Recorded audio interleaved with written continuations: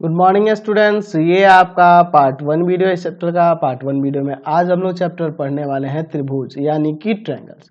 तो त्रिभुज की बात करें, त्रिभुज को परिभाषित करने की, तो उसको इस तरह से लिख सकते हैं कि तीन भुजाओं से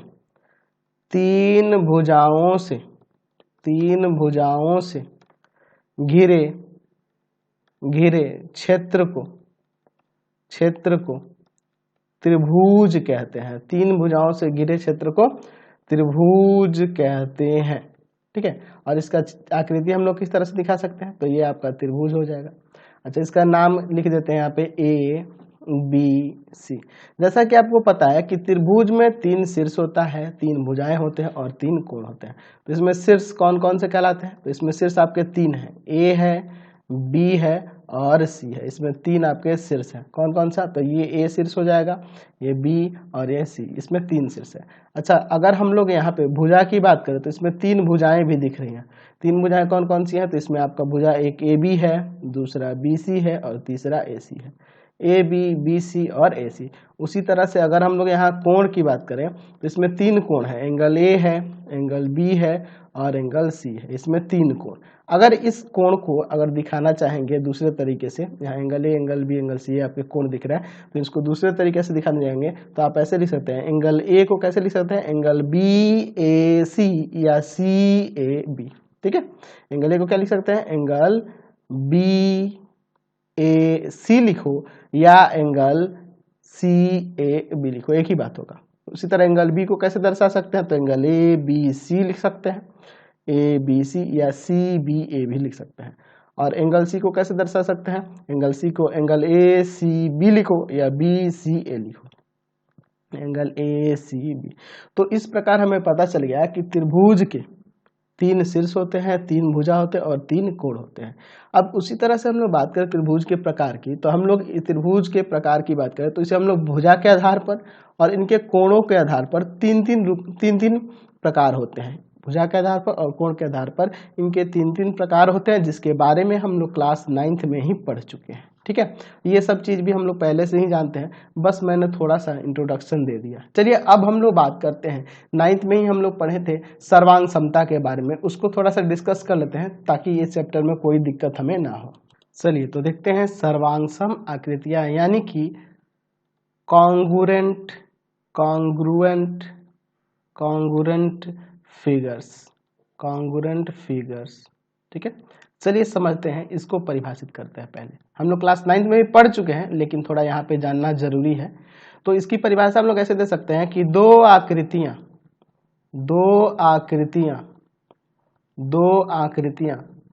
सर्वांग सम कही जाती हैं जब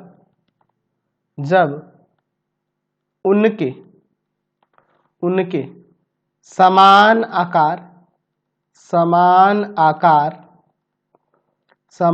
आकार यानी कि आकार का मतलब हुआ शेप। ठीक है, समान आकार तथा समान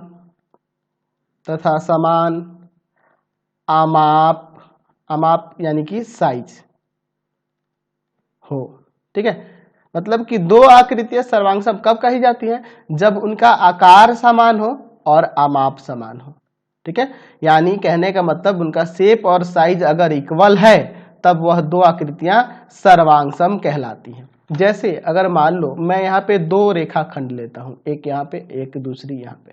ठीक है, दोनों का मैं कुछ नाम देता हूँ, इसका नाम मैं ए बी दे देता हूँ और इसका नाम सी डी दे देता हूँ, और दोनों की लंबाई 5-5 सेंटीमीटर है, यानी कि दोनों का साइज समान हो गया और दोनों का आकार भी एक ही जैसा है। दोनों रेखाखंड है यानी दोनों का आकार एक जैसा है और दोनों का आमाप यानी कि दोनों का साइज भी बराबर है। या इसलिए हम कह सकते हैं कि यह ए बी सर्वांग सम है सी डी के। ए बी सर्वांग सम है सी डी के।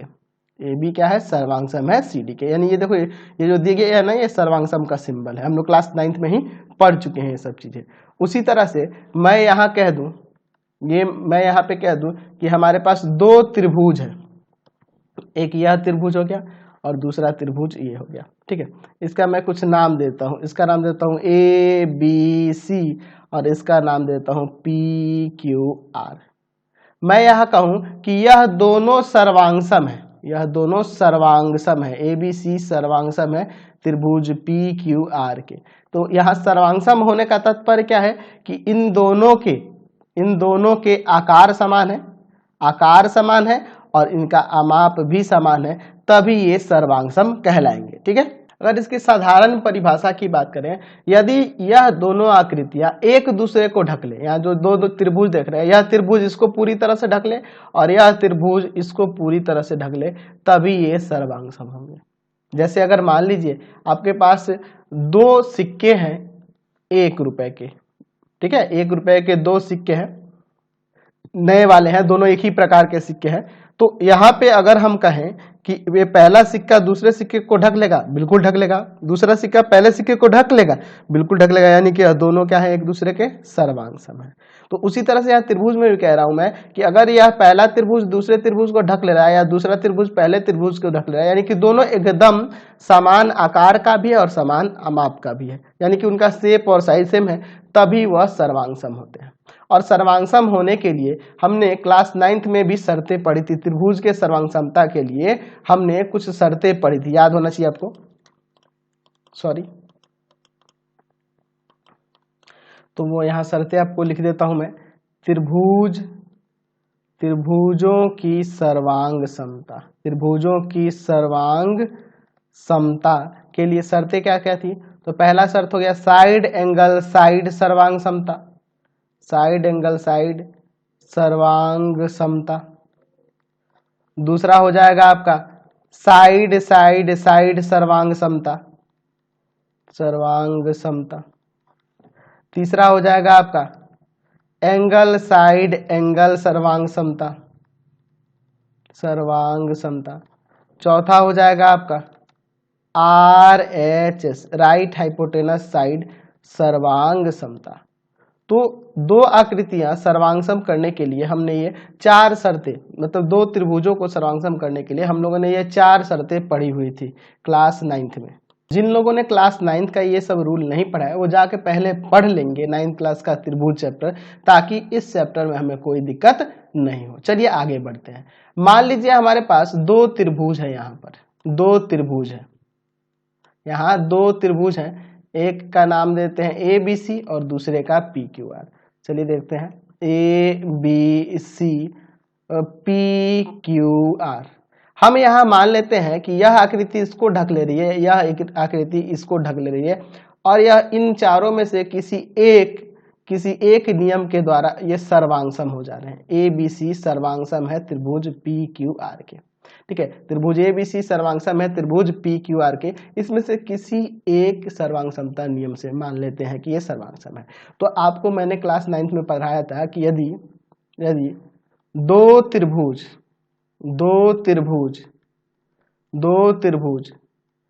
सर्वांगसम हो तो उनकी संगत भुजाएं और संगत कोण बराबर होते हैं, संगत कोण बराबर होते हैं, ठीक है, बराबर होते हैं।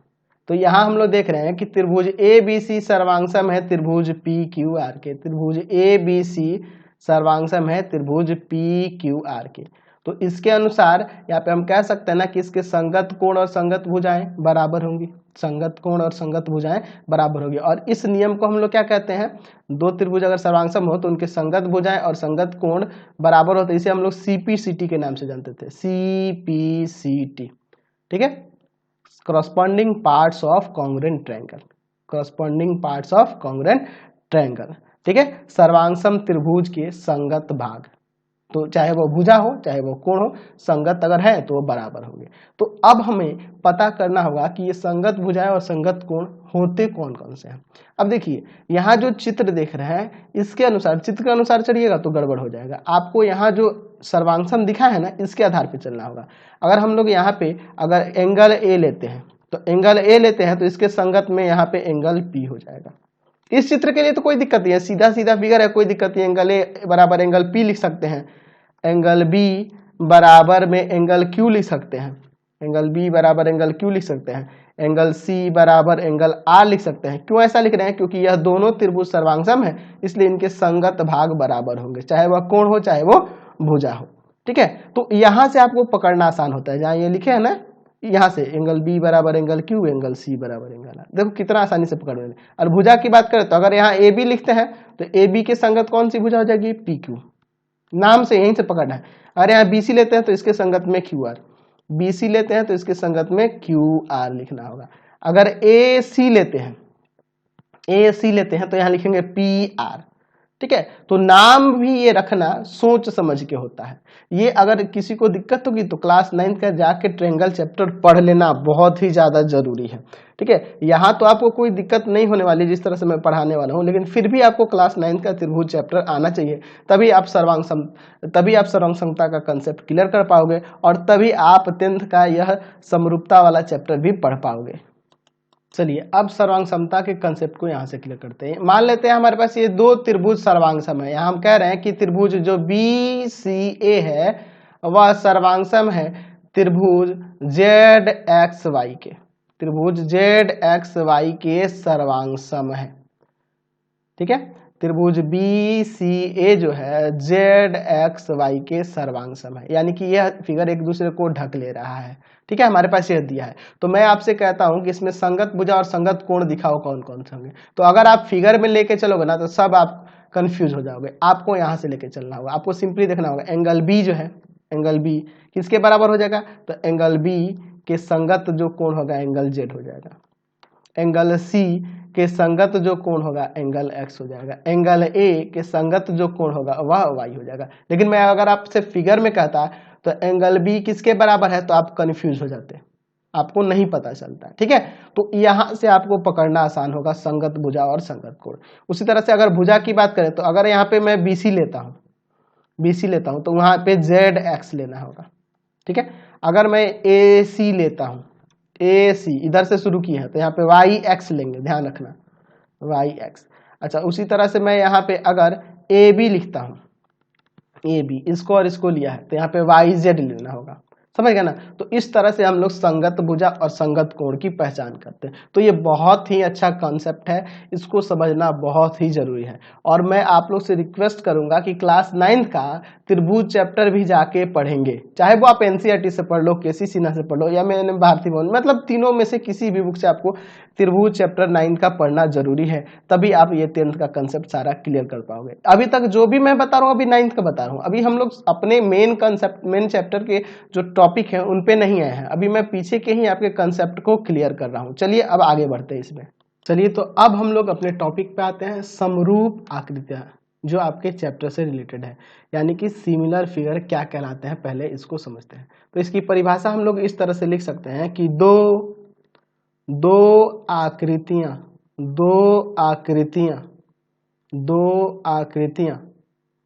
समरूप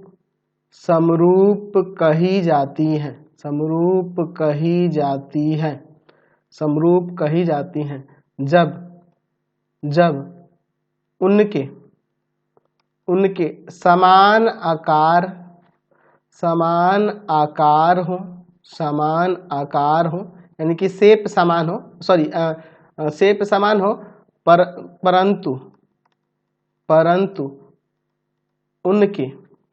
परंतु उनके अमाप समान होना आवश्यक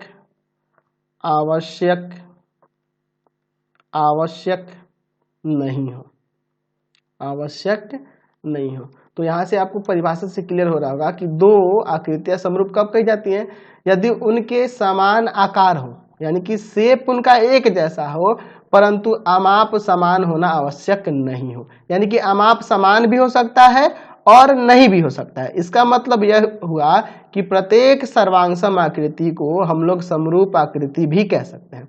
प्रत्येक सर्वांगसम आकृति समरूप होती है ऐसा कह सकते हैं, लेकिन हर एक समरूप आकृति सर्वांगसम नहीं होती है। यहाँ पे हम लोग परिभाषा से ये पता चल रहा है।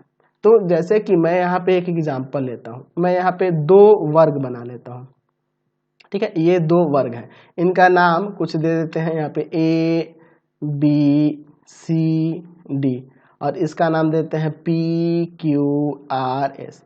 मैं यहाँ पे कहूँगा कि ये दोनों वर्ग जो है ना एक दूसरे के समरूप है, ABCD समरूप है PQRS। देखिए समरूप का ये सिंबल हो गया, और सर्वांग सम के लिए हम लोग सिंबल पढ़े थे ना, इक्वल के ऊपर इस तरह से देते हैं, तो ये समरूपता के लिए है, ये सर्वांग समता के लिए सिंबल था। तो यहाँ पे मैंने कहा कि ये दोनों वर्ग एक दूसरे के समरूप हैं, तो समरूप होने का मतलब ये नहीं है कि ये सर्वांग सम भी हो सकते हैं, लेकिन हर एक सर्वांग सम आकृति समरूप होता है, ठीक है। तो अब ये दोनों वर्ग समरूप क्यों हो रहे हैं, तो मैंने परिभाषा में लिखा है कि दो आकृतियां समरूप कही जाती हैं जब उनके समान आकार हो, समान आकार यानी कि दोनों वर्ग हैं, परंतु उनके अमाप समाप होना आवश्यक नहीं है, लेकिन अमाप इनका समान नहीं है, देख रहे हैं ना, इनका साइज जो है इक्वल नहीं है, एक छोटा है एक बड़ा है। उसी तरह से मैं यहाँ पे दो वृत्त बनाता हूँ, एक बड़ा सा वृत्त बनाता हूँ और एक छोटा सा वृत्त बनाता हूँ। तो अगर मैं यहाँ पे कहूँ कि यह वृत्त इसके समरूप है, तो बिल्कुल समरूप है, क्योंकि दोनों एक ही जैसी आकृति है, दोनों एक ही जैसे आकार की आकृति है, बस इनका आमाप समान नहीं है, साइज समान नहीं है, इसलिए यह समरूप है, लेकिन यह सर्वांग सम नहीं हो सकती। तो यहाँ से हमें ये पता चला, यहाँ पे कुछ पॉइंट देके लिख सकते हैं कि सभी वर्ग समरूप होते हैं, सभी वर्ग समरूप होते हैं। उसी तरह से दूसरा पॉइंट दे सकते हैं, सभी वृत्त समरूप होते हैं, सभी वृत्त समरूप होते हैं। उसी तरह से तीसरा पॉइंट भी यहाँ कह सकते हैं कि सभी समबाहु त्रिभुज समरूप होते हैं, सभी समबाहु त्रिभुज समरूप होते हैं, सभी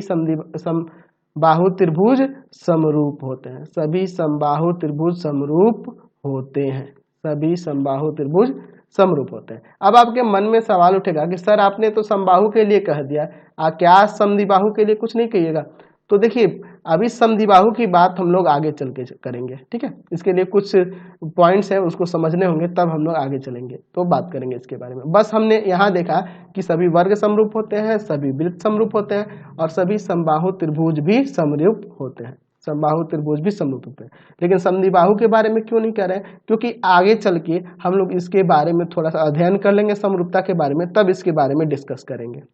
चलिए अब इसके बाद हम लोग बात करने वाले हैं किसी बहुभुज की समरूपता के बारे में, कि कभी कोई बहुभुज समरूप कैसे होता है। बहुभुज यानी कि वह त्रिभुज हो सकता है, चतुर्भुज कोई हो सकता है, पंचभुज हो सकता है, उसके समरूपता के बारे में, वो आकृतियां समरूप कब कहलाएंगी उसके बारे में देखते हैं। चलिए तो बात करते हैं समरूप बहुभुज के बारे में। देखो समरूप को एक और नाम से जाना जाता है, समरूप को हम लोग सदृश्य भी कह सकते हैं, सदृश्य कहो या समरूप कहो एक ही बात होता है, ठीक है। यह नाम भी आप याद रखेंगे, ठीक है, लेकिन कंफर्टेबल हमारा समरूप ही अच्छा रहता है। चलिए देखते हैं, दो बहुभुज समरूप होते हैं, कब समरूप होते हैं? यदि उनके भुजाओं की संख्या समान हो। देखिए तीन कंडीशन है इसके लिए। पहला कंडीशन क्या है कि उनकी भुजाओं की संख्या समान होनी चाहिए, यानी कि दोनों त्रिभुज होना चाहिए, या दोनों चतुर्भुज होना चाहिए, चाहे दोनों पंचभुज होना चाहिए, इस तरह से। उनके संगत कोण समान हो, उनके संगत कोण भी समान होने चाहिए, तो संगत कोण के बारे में भी समझाए थे। और उनके संगत भुजाएं एक ही अनुपात में हो, अर्थात वे सभी एक ही समानुपाती हो, यानी कि एक ही अनुपात में हो, समझ रहे हैं ना। उनकी संगत भुजाएं समानुपाती हो, अर्थात वे सभी एक ही अनुपात में हो तब।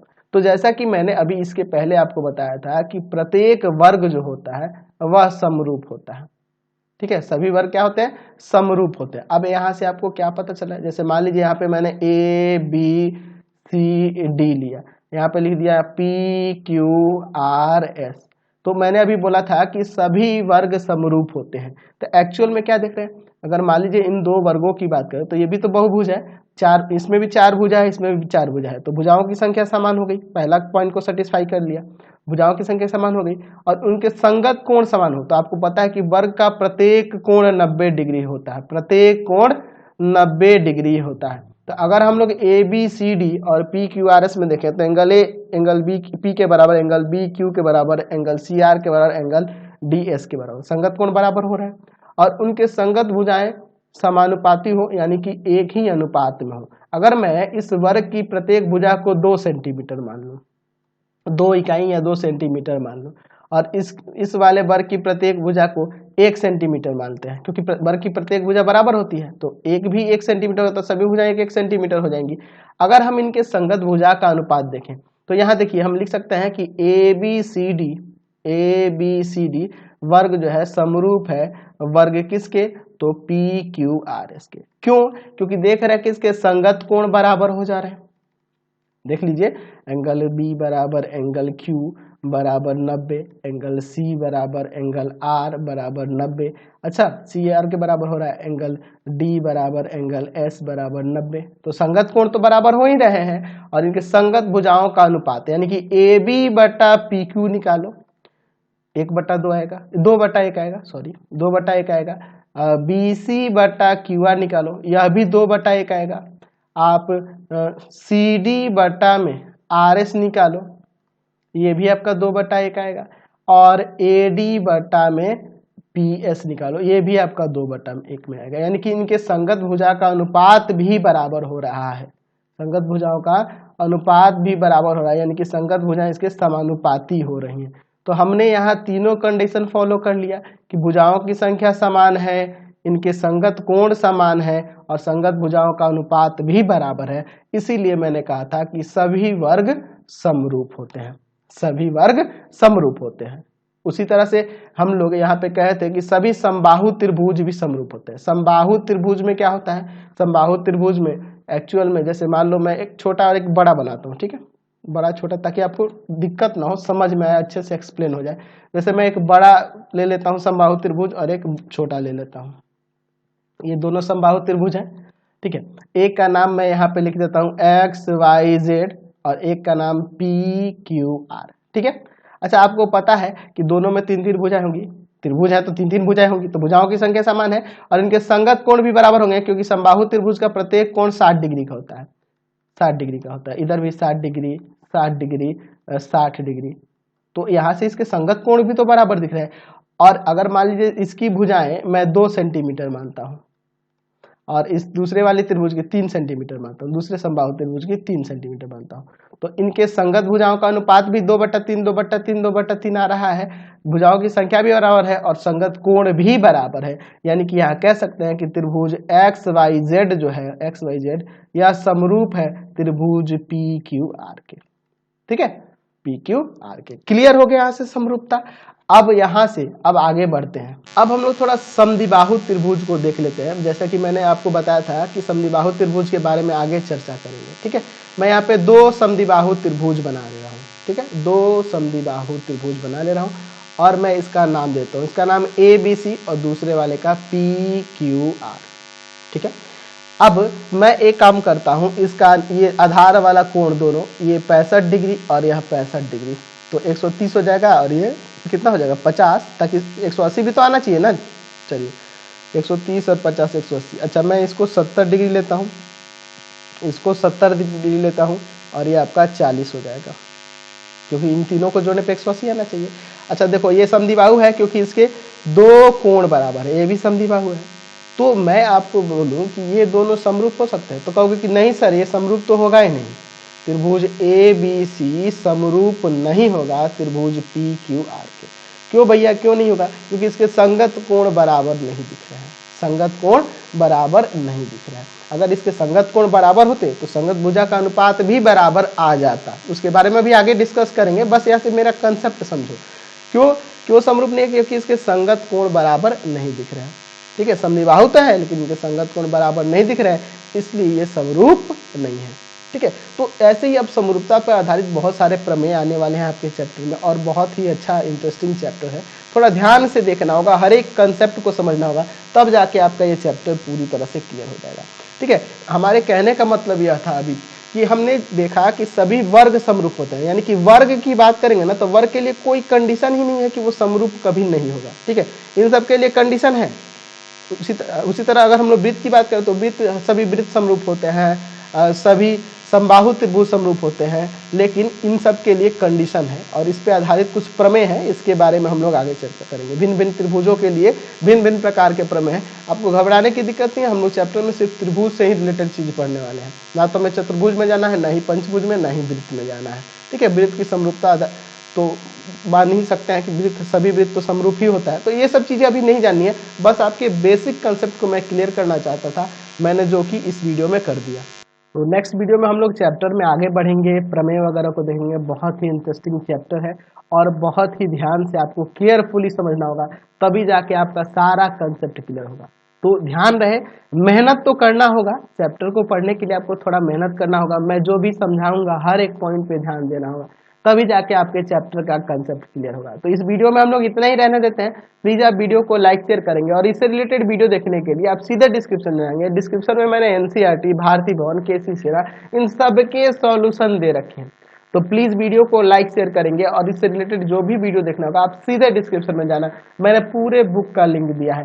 Thanks for watching the video और प्लीज कमेंट करके जरूर बताया करो कि हमारे वीडियोज आपको कैसे लगते हैं।